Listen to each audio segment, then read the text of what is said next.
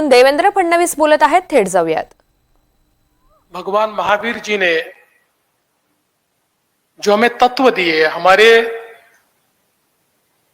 जो तीर्थंकारों ने हमको तत्व दिए, उन तत्वों में सिर्फ लेना नहीं है, उसमें लेने से ज्यादा देना है. और जैनों ने इस तत्व को हमेशा एक प्रकार से कार्यान्वित किया है. और इसलिए हमारा जैन समाज जितना कमाता है उससे ज्यादा देना जानता है, और इसलिए देने वालों में हमारे जैन समाज का नाम आता है. और भारतीय जन संगठन का कार्य जब मैंने बहुत करीब से देखा, हमारे शांति भाव यहां पर है, और निस्वार्थ सेवा जिसको हम कह सकते हैं. देखिए, हम हमेशा कहते हैं कि पश्चिमी तत्वों में और हमारे तत्वों में अंतर क्या है. तो पश्चिम के तत्व, पश्चिम के मूल्य, ये सर्वाइवल ऑफ द फिटेस्ट की बात करते हैं. जो फिट होगा वो सर्वाइव करेगा, जिसमें ताकत होगी वो जिएगा. हमारे तत्व ये नहीं मानते. हम लोग ये मानते हैं कि जो जन्मा है वो जिएगा और उसके जीने की व्यवस्था समाज करेगा.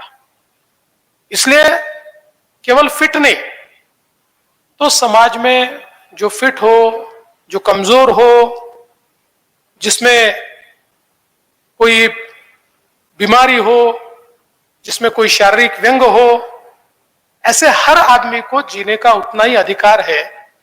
और ये समाज की जिम्मेदारी है कि समाज उसके लिए व्यवस्थाएं खड़ी करे.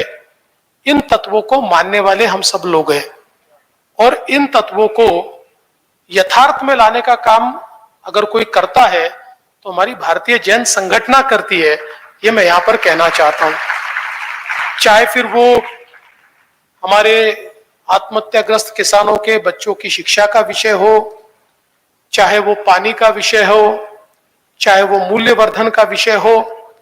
ये हर विषय अपने आप में ऐसा है जो समाज निर्माण का काम करता है. और पानी के काम में तो मैं ऐसा मानता हूं कि हमारे अमीर जी ने और हमारी भारतीय जन संगठन ने, हमारे शांति भाव ने जो काम किया है, ये एक प्रकार से बहुत ही प्रवर्तक इस प्रकार का काम है, बहुत ही सुंदर इस प्रकार का काम है. क्योंकि एक ये होता है कि कोई संगठन जाकर कहीं कोई काम कर देता है तो काम तो हो जाता है, लोगों को सुविधाएं भी मिलती है, लेकिन उसका महत्व नहीं होता. जैसे अंग्रेजी में हम लोग कहावत में बोलते हैं कि किसी को मछली पकड़कर खिलाने की जगह उसे अगर मछली पकड़ना सिखाए तो जिंदगी भर खा सकता है. उसी प्रकार से हमारे पानी फाउंडेशन ने और भारतीय जैन संगठन ने पानी में जो काम किया, लोगों में एक अवेयरनेस तैयार किया, लोगों में कॉन्फिडेंस तैयार किया.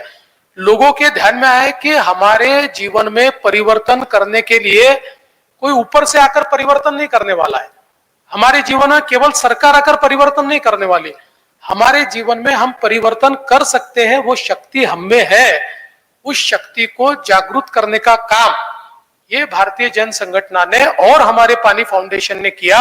इसलिए आज गांव में जब हम लोग जाते हैं तो गांव का बच्चा भी जब हमको वाटर साइंस पढ़ाता है, पानी के बारे में बताता है, तो मैं ऐसा मानता हूं कि जिस गांव में इस प्रकार से पानी के बारे में अवेयरनेस तैयार होता है, वो गांव कभी अकाल की ओर जा ही नहीं सकता. वो गांव हमेशा पानी से युक्त और एक प्रकार से सुजलाम सुफलाम रहता है. और ऐसे हजारों गांवों में लोगों का कॉन्फिडेंस खड़ा करने का काम ये आज भारतीय जन संगठन ने यहां पर किया है. हमारे पानी फाउंडेशन के माध्यम से आमिर जी ने यहां पर किया है. और हमेशा ये लोग इस कार्य में उसका श्रेय मुझे देते हैं.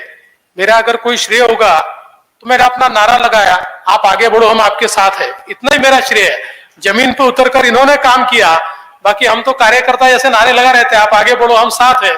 इसमें मेरा तो कोई बहुत श्रेय नहीं है. हाँ, इतना मैं जरूर कह सकता हूं कि मुझे यह ध्यान में आया कि अगर किसानों की आत्महत्या समाप्त करनी है तो जब तक हम लोग पानी की समस्या को हल नहीं करेंगे, जो महाराष्ट्र 50% से ज्यादा अवर्षण प्रवण है। 50% से ज्यादा महाराष्ट्र ये हमेशा अकाल में रहने वाला महाराष्ट्र है। इसमें वाटर कंजर्वेशन ये एक ही चीज है कि जो महाराष्ट्र को इस बीमारी से बाहर निकाल सकती है, और इसलिए इस मूवमेंट को हमने आगे बढ़ाया।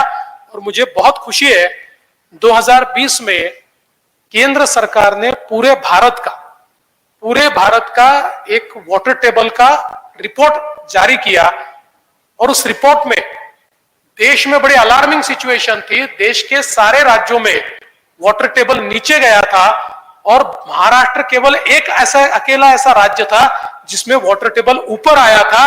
और मैं ऐसा मानता हूं कि इसका श्रेय बीजीएस और पानी फाउंडेशन जैसी हमारी संस्थाएं, या नाम फाउंडेशन जो हमारे नाना पाटेकर जी उनकी है, मकरंद की, ऐसे लोगों ने जो एक प्रकार से लोगों में अवेयरनेस लाया। और सबसे महत्व की बात है कि उसमें कंपटीशन भी आमिर जी ने शुरू की, कि जिस कंपटीशन के कारण लोगों के मन में एक भाव आया कि नहीं, मुझे जीतना है, और पानी के चैंपियंस तैयार हुए। तो मुझे लगता है कि ये बहुत महत्वपूर्ण कार्य है। और साथ साथ जो मूल्यवर्धन का कार्य, देखिए हम शिक्षा दे रहे हैं, लेकिन शिक्षा के साथ साथ क्या हम मूल्य दे पा रहे हैं? शिक्षा में तो हम लोग आगे बढ़ रहे हैं। आज परसेंटेज ऐसा है कि कभी कभी तो आश्चर्य होता है, किसी भी तीसरे आदमी को पूछ लो, बोलता है 99% मिले। भी ये 99% कहां से लाते? इतने होशियार बच्चे आजकल हो गए।